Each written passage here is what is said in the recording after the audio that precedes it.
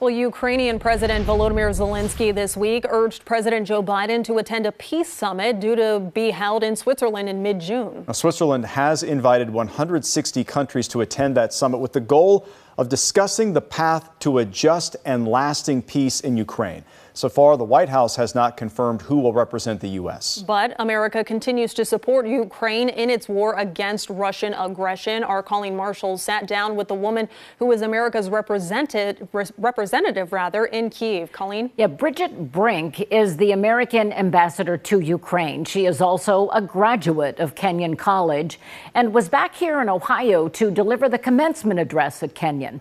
Ambassador Brink is a 27-year career diplomat who says Ukraine is vital to being an American ally, and it's in a fight for its very existence.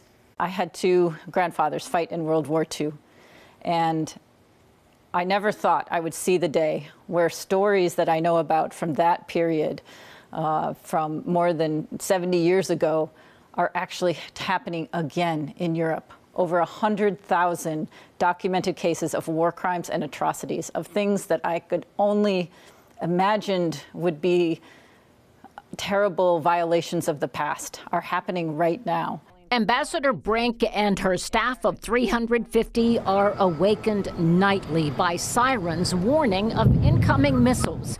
Ukraine, she says, is the wall between Russia and the rest of Europe. A small country holding off a superpower. It's incredible, isn't it, that they're still standing?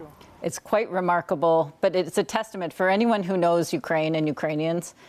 I think all of us assess that the Ukrainians will fight, and they will not give up their land, their territory, their families, their communities, that they will fight for their freedom. They have a history of fighting for freedom. The freedom fight could not go on without American military aid. But Ohio Senator J.D. Vance is leading the battle against more American tax dollars going to Ukraine for what he calls an unwinnable war. But what we have seen is, with strong leadership from the United States, based on our values and our interests, together with partners and allies around the world, that we have enabled Ukraine to stand and fight and survive and even prevail. And the important thing is that we show Putin that we're not going to waver. And that is what is in U.S. interests. Ukraine has been called the breadbasket of Europe, one of the world's leading grain producers. Ambassador Brink says part of her job is to help keep Ukraine's economy alive in the midst of a seemingly endless war. But since the passage of the supplemental from the United States, and since weapons are now flowing into Ukraine again, that has created an enormous boost in morale. And also, I anticipate that as we look forward, we are looking to not just help Ukraine win in the moment. We're looking to help Ukraine be secure in the future. The Pentagon just opened a new munitions factory near Dallas to supply bullets to Ukraine. And Ambassador Brink points out much of the money set aside to help Ukraine goes to weapons manufacturers in the U.S. Rocket systems and tanks are made here in Ohio.